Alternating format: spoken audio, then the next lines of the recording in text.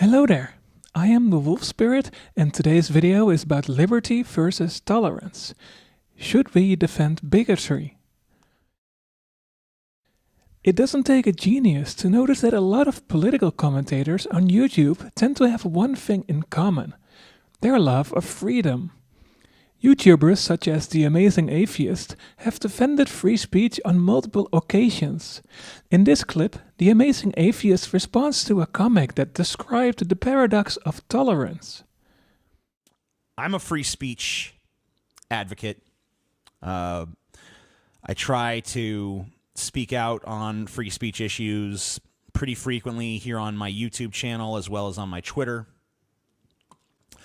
When I defend the free speech of reprehensible people, or people that are generally considered reprehensible, I am sent this comic called The Paradox of Tolerance by philosopher Karl Popper.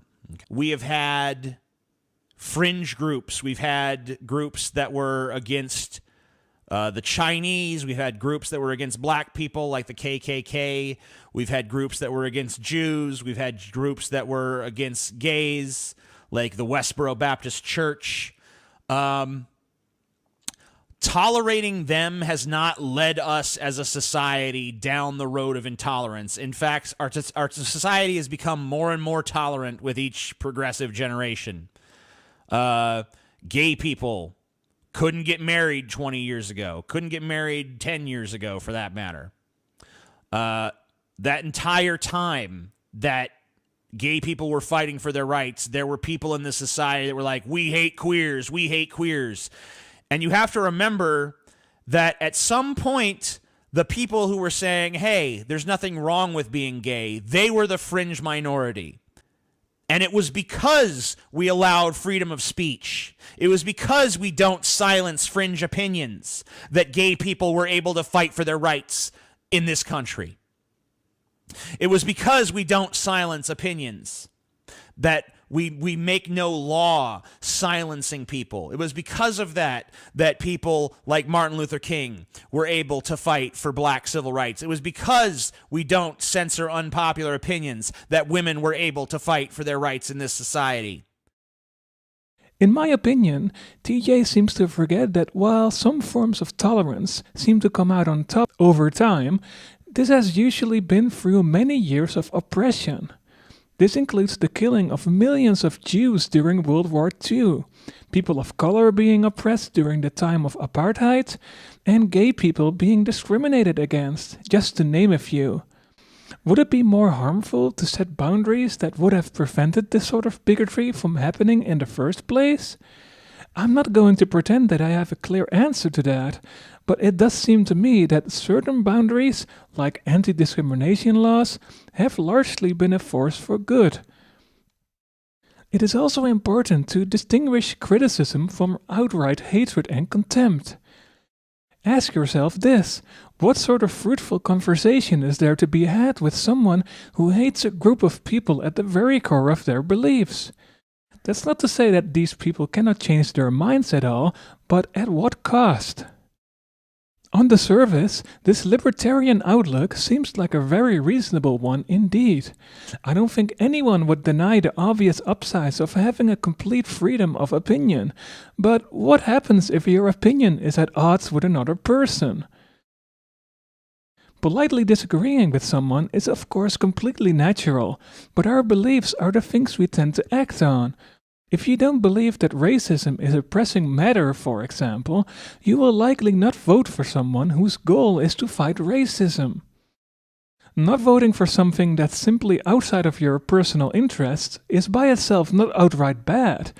But what about the more extreme examples? How far would we be willing to go to defend real bigotry and hatred by virtue of supporting people's liberty? English writer Evelyn Beatrice Hall famously wrote, "I disapprove of what you say, but I will defend to the death your right to say it." This phrase is often used by libertarians to describe their ideology. But is this actually applicable to Western society? 22nd of July 2011. Europe is in a state of shock. Norway has just experienced its deadliest attack since World War II. A then 32-year-old right-wing extremist named Anders Breivik carried out his one-man terror attack. He killed a total of 77 people that day in name of some kind of personal war against Islam and cultural Marxism. What does all of this have to do with free speech, you say? In court, Anders asked for a public stage where he planned to do a speech that he had prepared. He even wanted this event to be aired on public television. However, the court denied this request. But wait, where is his free speech in all of this?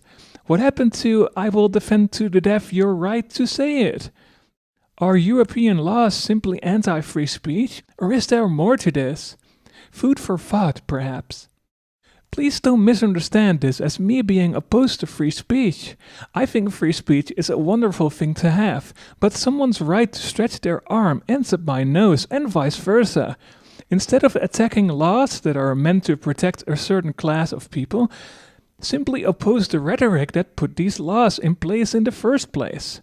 The C-16 bill in Canada is a popular subject of outrage among people who champion free speech. But what they forget to mention is that this bill has been put into practice for at least a year now. For this entire time, the bill has not once caused any reported restriction of one's free speech. This of course doesn't mean that it can't potentially happen, but it shows how petty it is to uphold someone's freedom to insult when the opposite clearly benefits a lot of people. When it comes to this, I think everyone should have the right to simple common decency. Thanks for watching, and if you enjoy my content, please subscribe and don't forget to follow me over on Twitter. Until next time.